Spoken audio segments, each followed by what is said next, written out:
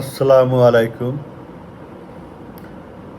পৃথিবীর যেখানে বাঙালি, প্রগতিশীল বাঙালি,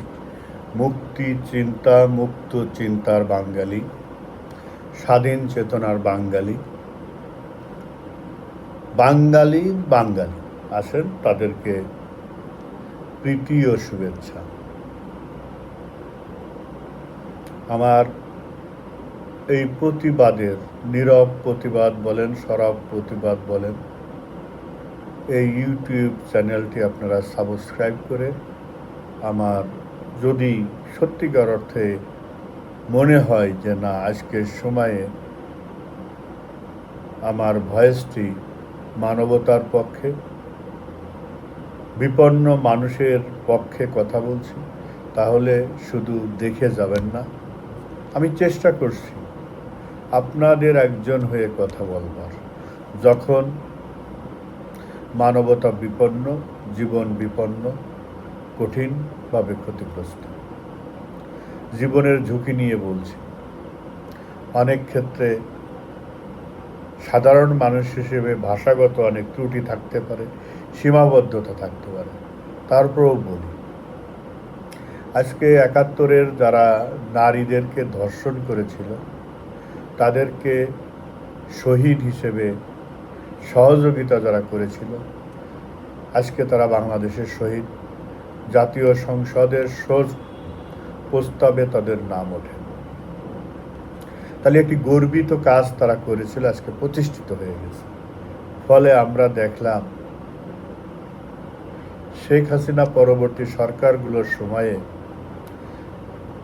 বাংলাদেশের মানুষ যেখানে দান ধ্যান করে বেহেশতে যাবার উদ্দেশ্যে, একজন হাফেজ বানালে তার 14 গোষ্ঠী বেহেশতে যেতে পারবে, মওলানা বানালে 60 গোষ্ঠী বেহেশতে যেতে পারবে, হুর গেলেমান পাবে, নর্তকী পাবে, সেই উদ্দেশ্যে কত না জীবনের অবৈধ বৈধ টাকা দান করে। অনেক বড় বড় কর্মকর্তাদেরও দেখি যে তাদের একটি সন্তানকে হাফেজি পড়ায়, খারেজি মাদ্রাসায় পড়ায়, আলিয়া মাদ্রাসায় পড়ায়, আরবি শিখায়, আর মনে করে বেহেশত যাবে। সেই জায়গাটা আজকে আর কোথায় গেল? আজকে 3 বছরের হাফেজি পড়া শিশুটি, মেয়ে হোক পুরুষ হোক, তারাই তাদেরকে শারীরিকভাবে শ্লীলতাহানিতা করছে, যাদের কাছে আমরা উত্তম পুরুষ ভাবে পড়বার সুযোগ করে দিচ্ছি। প্রায় 700 মতো শিশু আজকে ধর্ষিত, বিপন্ন, হত্যা হয়েছে 117টি শিশু। নারী পুরুষ ভেদে কোনো শিশুই আজকে আর রক্ষা পাচ্ছে না। তাহলে আমরা এই যে শতাব্দী ধরে শিখলাম, জানলাম যাদেরকে উত্তম পুরুষ হিসেবে, তার মানে এতদিন ঠাকুর ঘরে তারা কেড়ে কলা খাইনে যেমন, আবার তাদেরকে আমরা এইভাবে প্রকাশ্যে আনতে পারিনি, তাই হয়তো আমাদের জানা বোঝার বাইরে এই এতিমখানা, হাফেজি মাদ্রাসা, মৌলবীরাই তো অধিকাংশ এই ধরনের অপকর্মের সাথে জড়িত, যা দেখছি 80% ক্ষেত্রে। এর পিছনে কি 71-এর মহান মুক্তিযুদ্ধের নারী ধর্ষণকে বৈধতা দেওয়া, আজকে তাদেরকে উত্তম পুরুষ হিসেবে চিহ্নিত করা, তারই ধারাবাহিকতায় কি আজকে 2024 পরবর্তী বাংলাদেশে উৎসবে পরিণত হয়েছে? হয়তো আগামী সময়ে এমন একটি রাষ্ট্র আমরা পাব যেখানে সমকামিতা লূত আলাইহিস ইসলামের মতো সময়ের মতো মহামারী আকারে ধারণ করবে, যে লূত আলাইহিস ইসলাম একজন রসুল ছিলেন বা নবী ছিলেন, তার পরিবারও এই অবস্থা থেকে, এই সমকামিতা বলেন, শিশু নির্যাতন বলেন, নারী নির্যাতন বলেন, এর থেকে তারা বিচ্ছিন্ন কোনো অবস্থায় ছিল না। আজকে রাষ্ট্রীয় পৃষ্ঠপোষকতায় আজকে এই ধরনের জিনিসকে প্রমোট করা হচ্ছে বলে বাংলাদেশের এক শ্রেণীর মানুষরা মনে করছে। কারণ আজকের সরকার হচ্ছে বিসমিল্লাহির রহমানুর রহিম, বেহেশতে নিয়ে যাওয়া সরকার, আল্লাহু আকবার বলে ধ্বনি তোলা সরকার, আল্লাহর নামে শুরু করা সরকার। আর যারা এগুলো করছে তারাও একই ধারাবাহিকতা।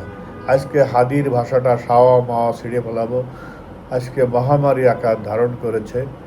তো এই যদি হয় ভাষা, এই যদি হয় যৌন অঙ্গনের স্লোগান, তাহলে যারা আজকে এই ধরনের অপরাধের সাথে জড়াচ্ছে তারা নিশ্চয়ই মনে করছে এটি একটি সঠিক কাজ। আমরাও তাদেরকে প্রমোট করছি। এখন যদি আসলে এর থেকে পরিত্রাণ পাইতে চাই আমরা, তাহলে বাংলাদেশের জনগণকে ঐক্যবদ্ধ হতে হবে। ঢাকার মিরপুরের একজন মা বলেছে, আমাদের কার্ড দেওয়া লাগবে না, আমাদের সন্তানদের নিরাপত্তা দাও। আজকে স্কুলগামী শিশুরাও কিন্তু নিরাপদ না। স্কুলে যাচ্ছে কিশোর গ্যাং বলে খ্যাত, তাদেরকে দেখছি যে তারা সেই স্কুলের বাচ্চাদেরকে, সমবয়সী বাচ্চা, তার চেয়ে বয়সে বড় হতে পারে, পিছন থেকে যে জড়িয়ে ধরে তারা মানে শ্লীলতাহানি করে দৌড়ে পালিয়ে যাচ্ছে। কিছুই বলবার নাই। এই দেশ হয়ে গেছে আইনের ঊর্ধ্বে, এই দেশের জনগণ হয়ে গেছে। আজকে একটা ছোট্ট একটা দেখেন, একটা ভিডিও দেখাচ্ছি, আপনাদের কেমন লাগে দেখেন। অপরাধ, চাঁদা দেয়নি, পিলাস দিয়ে তার নখ তুলে ফেলছে সাম্প্রতিক সময়, আর কিছু বলতেছে না। তারেক রহমান, বিসমিল্লাহির রহমানির সরকার, সংবিধানে তার বাবা এনেছিল, অনেকে বলে আল্লাহর সরকার, রহমতের সরকার। সেই জায়গা দাঁড়ায় পড়ে সাধারণ মানুষকে রাস্তায় নামানোর ক্যাম্পিং দেখেন, আল্লাহর নামে ভয় দেখিয়ে জুলাইতে। তা আল্লাহর নামে যে সরকার, সেই সরকারের ভয়াবহ পরিণতি দেখেন। এটা আমার কথা না, মিডিয়া বলছে।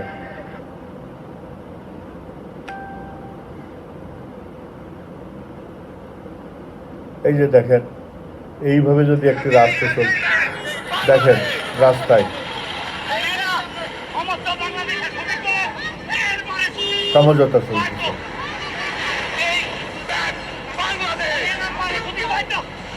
দেখেন, কিছুই দেখাবো না, এগুলো আপনারা দেখেছেন। এগুলো আমি দেখাতে গেলে আপনারা তখন আমাকে দলীয় ট্যাগ দেবেন, আমি দলীয় ট্যাগ দেবেন। আমি দলীয় ট্যাগের ভয় পাই, জীবন বিপন্ন। আজকে যে জায়গায় এসে দাঁড়িয়েছি, কালকে হয়তো রাস্তায় যেতে পারবো না, হয়তো আমার জীবন ধ্বংসের মুখোমুখি হয়ে যাবে। তারপরও বসে থাকতে পারছি না, কারণ মনে হচ্ছে যদি এর প্রতিবাদ না করি, কিছু জনগণকে না দিয়ে যায়, হয়তো মহান সৃষ্টিকর্তার কাছে দায়ী থাকতে হবে। তিনি হয়তো বিচারের মাঠে দাঁড় করাবে, তুমি তো প্রতিবাদ করো নাই। একটি কওমকে আল্লাহ শুকর ও বানরে পরিণত করেছিল, কোরআনে পড়েছি। হ্যাঁ, তা সত্যিকার অর্থে আপনারা হয়তো অনেকে জানেন সেটা।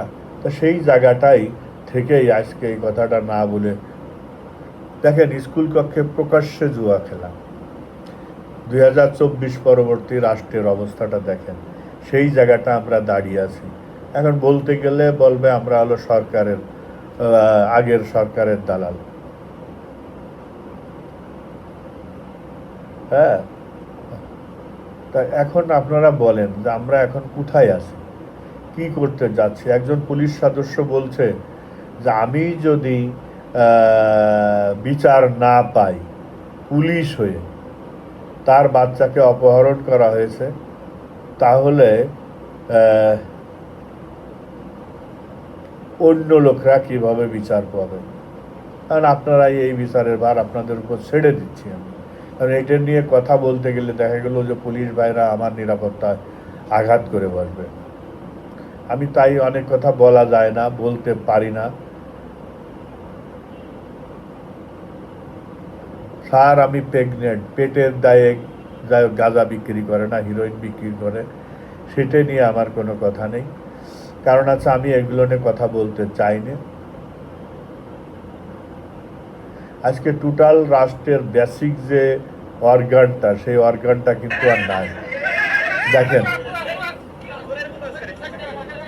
কি অবস্থা। চাদর দিয়া নায়িকা পরকীয়া প্রেমিককে বাঁচানোর চেষ্টা, তারপরেও হলো না শেষ রক্ষা। এমনই একটা ঘটনা ঘটে গেছে যেখানে দেখা যায় উনি পরকীয়া প্রেমিকের সাথে ডিস্টিং করতেছিল, আর জনগণ এমন সময় গিয়া ধরছে যখন তারা দুইজন একে অন্যের জায়গা মতো দিয়ে রাখছিল।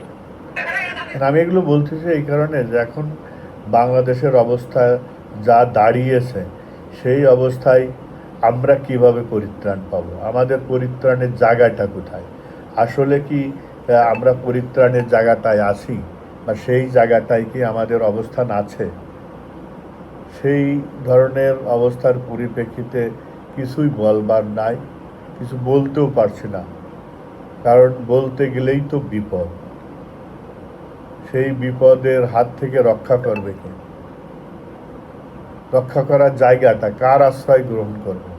পুলিশ যেখানে নিজেই কান্নাকাটি করতেছে, সেখানে আমার নিরাপত্তা কে দেবে? এই যে দেখেন, এই যে দেখেন, 17 বছরের কন্যা হারিয়ে গেছে। আপনি অভিযোগ করেছেন যে তাকে অপহরণ করা হয়েছে। আপনি কেন মনে করছেন যে তাকে অপহরণ করা হচ্ছে? পুলিশ সদস্য, সে যাবে কার কাছে? বাংলাদেশের পুলিশ অন্যদের নিরাপত্তা দেবে, তাদেরই নিজেদের নিরাপত্তা নেই।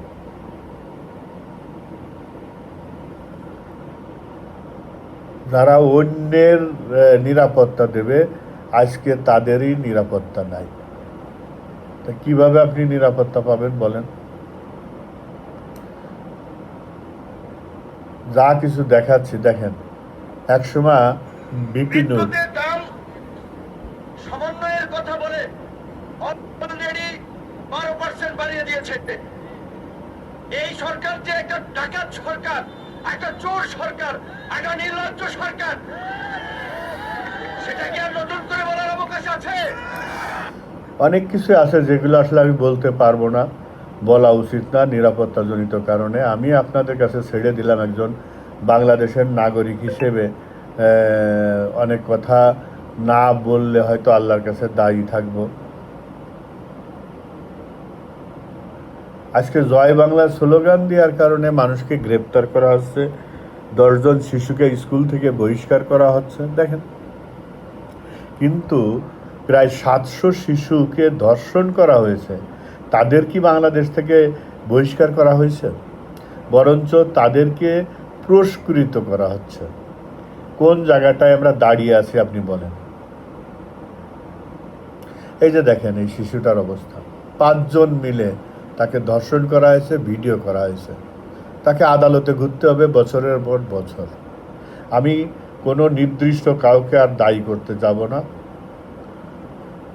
দায়ী করতে গেলে বিপদে পড়ে যাব। আমি আপনাদেরকে কিছু তথ্য দিয়ে জানাবার চেষ্টা করতেছি যে এইভাবে কি আমরা চলতে পারবো, চলা উচিত না আমাদের আসলে কোনো কথা বলা উচিত, সেইটাই হচ্ছে মূল কথা। যাই হোক, যদি আমার এই প্রতিবাদের কিছু কথা আমি বললাম, প্রতিবাদ না আপনাদেরকে জানালাম, যদি মনে করেন এই চ্যানেলটিকে আসলে প্রমোট করা উচিত, কারণ আমি লাইভ করতে পারছি না। এদের কিছু পলিসি আছে যে একটা নির্দিষ্ট সাবস্ক্রাইব নাই লাইভ করা যায় না, আমাকে ভিডিও করে পরে দিতে হয়। তাহলে আমার এই যে অ্যাডভোকেট এমডি মুতাসিম বিল্লাহ, একটা গোলাপি টেলিফোন আছে সেট, এটাকে একটু করবেন, সাবস্ক্রাইব করে দেবেন, লাইক শেয়ার করে দেবেন। তাহলে আমি হয়তো আপনাদেরকে কিছু তথ্য দিয়ে সহযোগিতা করব। সবাই ভালো থাকবেন।